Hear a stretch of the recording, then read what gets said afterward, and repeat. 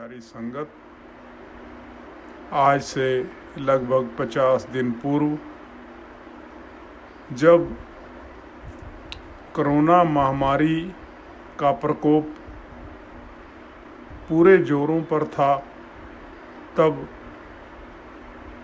आप सभी के मन में विचार आया कि इस महामारी से बचने का तो एक ही साधन है, वो श्री गुरु महाराज जी के चरणों में बैठकर उनके नाम का जाप किया जाए। इस संकल्प के आते ही श्री नंगली साहब में दादा गुरुदेव श्री परमहंस दयाल जी महाराज जी के मंदिर में अखंड ज्योति प्रज्वलित की गई और अखंड जाप प्रारंभ हुआ। ये तो उनकी महान कृपा है। रामायण में आया है, उमा राम की भ्रुकुटि विलासा, होए विश्व पुण्य पावई नासा। त्रिलोकीनाथ भगवान जी की एक पलक झपकने से अनेकों सृष्टियां सर्जित हो जाती हैं और अनेकों सृष्टियां समाप्त भी हो जाती हैं। तो ये तो एक महामारी है। उनके श्री चरणों में की गई बेनती अवश्य स्वीकार होती है।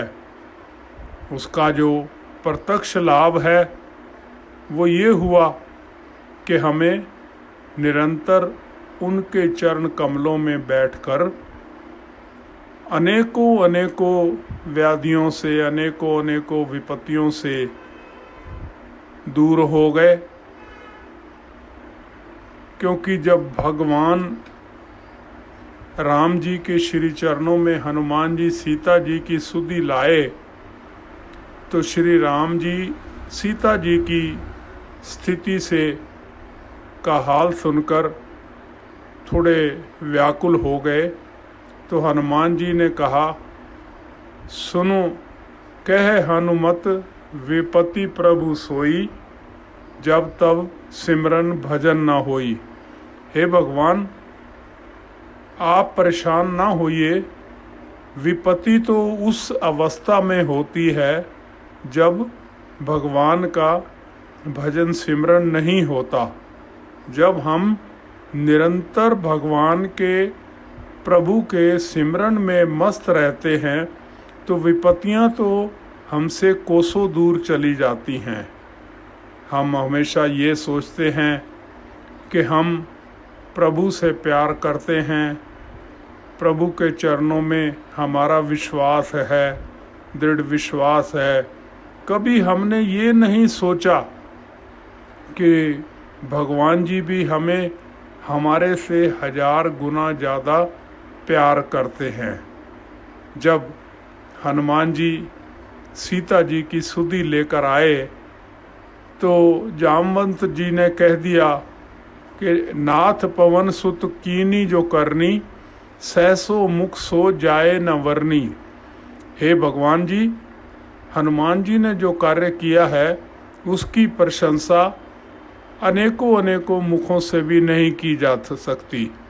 हनुमान जी ने सोचा, ये मेरी प्रशंसा कर रहे हैं तो मुझे अहंकार ना आ जाए, तो वो भगवान जी के चरण कमलों में लिपट गए।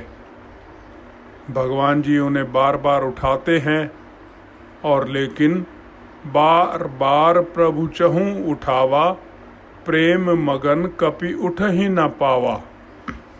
नहीं उठते और भगवान उन्हें बार बार उठाकर अपनी छाती से लगाकर प्यार करते हैं। और ये दृश्य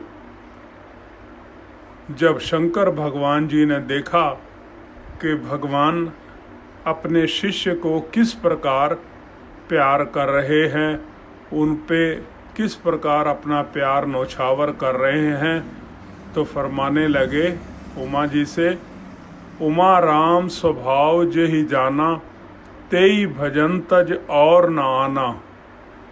हे उमा, जिसने भगवान जी का ये स्वभाव जान लिया है कि वो अपने भगत से इतना प्यार करते हैं, तो वो भगवान के अतिरिक्त और कुछ कर भी नहीं सकता। ये सुंदर संयोग हमें प्राप्त हुआ 40 दिन के पश्चात। पहले तो एक प्रयोजन था कि महामारी के समाप्ति के लिए, उससे निवारण के लिए हम सभी लोग मिलकर पाठ कर रहे थे, लेकिन अनेकों भक्तों की ये विनती श्री गुरु महाराज जी के चरण कमलों में पहुंची कि इस पाठ को हम निरंतर करना चाहते हैं और ये निरंतरता हमारे आ जाए जीवन में, हम एक अभ्यास में आ जाएं और सदैव प्रभु के गुणगान करते रहें। तो दोबारा फिर 11 तारीख से शुरू हो गया सिलसिला और ये आगे चल रहा है। हम बहुत भाग्यशाली हैं कि श्री सतगुरुदेव भगवान जी ने हमें ये सुअवसर प्रदान किया है और जीवन का जो महानतम लक्ष्य है, मानव तन को प्राप्त करके उसकी सार्थकता प्रदान करना उसको, कि हरि का भजन नहीं किया तो जीवन बेकार है, तो एक हमारे जीवन का अभिन्न अंग बन जाए, क्योंकि हम संसार के सभी काम जरूरी समझते हैं लेकिन भजन को जरूरी नहीं समझते, जबकि महापुरुषों का ये कथन है कि भजन सबसे जरूरी है।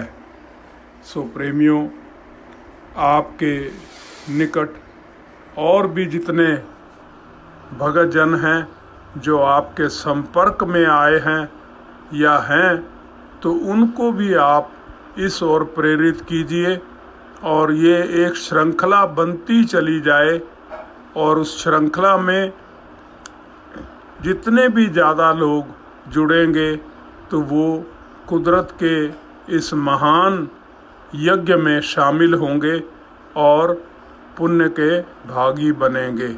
बोलो जयकारा बोल मेरे श्री गुरु महाराज की जय। साचे दरबार की जय। बोलो श्री नंगली निवासी भगवान की जय। बोलो श्री परम दयाल जी महाराज की जय। प्यारी संगत,